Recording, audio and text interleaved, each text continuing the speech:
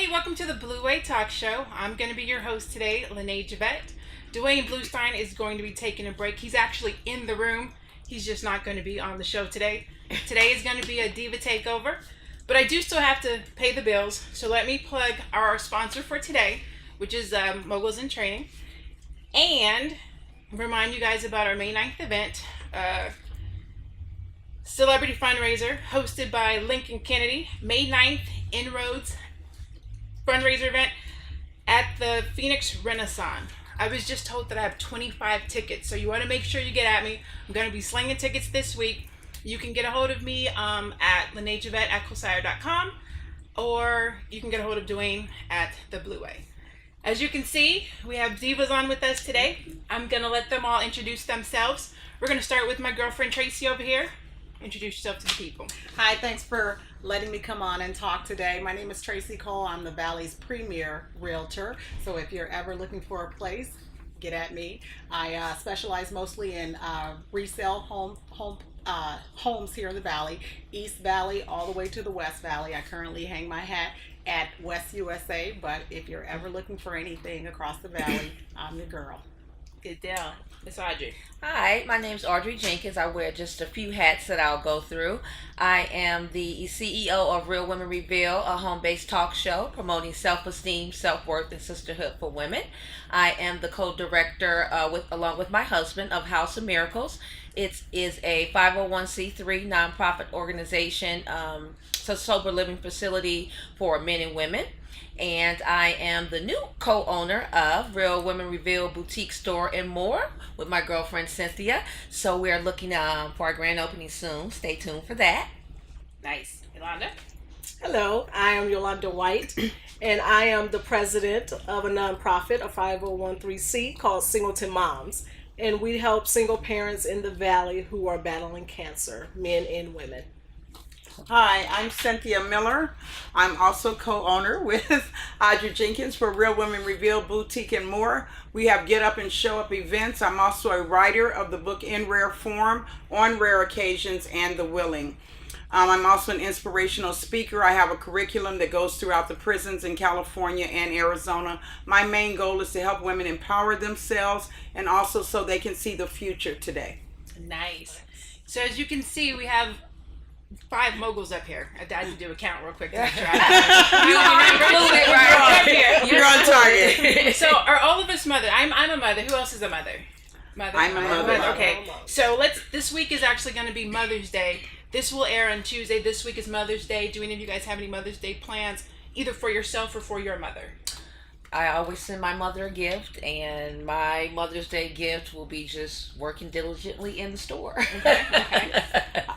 Well, one of my plans, our plans, is to tentatively be open and have a grand opening event for Mother's Day. Nice. And we're also going to be giving a 15% discount on Mother's Day to all mothers. Ooh, great. I'm going to have to make sure I check you guys Yes. out. What does Mother's Day mean to you? Are we still... is Mother's Day still important to the community or society today? What do you guys think? I mean, we're the mother, so. Well, I think that Mother's Day is always going to be important. Mm-hmm. I mean, it's nice to get gifts as a mother. I have 2 adult children, so now that they have jobs and lives, I can get gifts. Right. You know? So that's nice, but it's really an important time to acknowledge mothers. We go through our day-to-day routine, and your kids don't think to say, Mom, I love you, Mom, thanks for doing this and that and the other, but it's a day of recognition, uninterrupted recognition. It's Mother's Day. Yes. So I think it's still important. I agree with Tracy. I think it's really important that, just that one day to show, but it's really important. It makes you think. For me, it always makes me think back when I first had my children. It takes me back to in labor and all of that. But it's just a day of recognition, and mothers, we do a lot. We do it all. Yes. Question for her, okay, not to veer away. So let's say, what if you were a mother and your child was on the Clippers team? And with everything that's going on with Donald Sterling right now, what kind of advice would you give your son if he played for the Clippers? Anybody? Well, personally, this is just my opinion, of course, but for me, there's no emotions in business. Mm-hmm. So I would have to look at the business aspect of it versus my personal feelings, because my personal outlook on anything would not have anything to do with business. Now, if it was my friend, then definitely I would, have a different outlook. But as far as business goes, I would give him the advice that there's no emotions in business. And I agree with Cynthia. My take on that is it's no different. A professional athletic team is no different than McDonald's, PayPal, or any other corporation. You're there to do a job. You're not really concerned about somebody's personal views. You're there to do a job. It is still a job.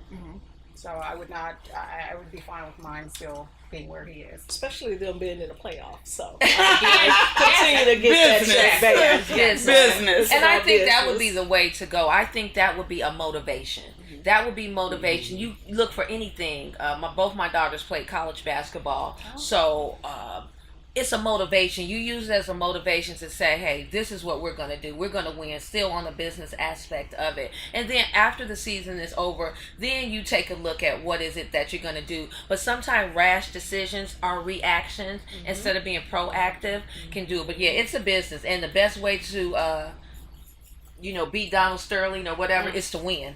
And who's to say if you went to a different team, anything's going to be any different? What's your motivation behind it other than someone's words hurt your feelings? Yeah. Because we know that that's probably going to happen in another organization. Corporate America. Corporate America. When I was thinking about that, I was thinking about his comment where he said, I have people calling me and asking me, why are you posing with these people? Which means there are other people in the world that think like him. He's not. Oh, yeah. He's He's not. not. Absolutely. So we don't know if those are other owners or who those people are. Yeah. And these conversations are happening all across America. That his just was recorded, Exactly. So it was a catch-22 with regards to how I felt about that. But as a mother, if that was my son in there, I don't know how I would feel about that situation. I know Oprah kind of talked about the whole plantation thing, and so I'm speaking of plantations and or homes. What's going on in the real estate market? Oh my gosh. You know what? Real estate is actually really good. If you're a buyer, it's good for you right now. It really is. We have lots of programs. I won't say new programs, but programs that we're really pushing now because we are trying to work with people who ordinarily could not own homes. So we've got a lot of programs for single parents. They're not specifically targeted, but they certainly work well for single parents. We've got a program that FHA offers right now. It's called a 203K. So let's say you want to purchase a home, your price point is about $140, for example, where there's certain houses that most people would say, ooh, I don't know about that. $140, those are not the kind of houses that I dream of. But the 203K program allows you to take out additional funds to do work in the home.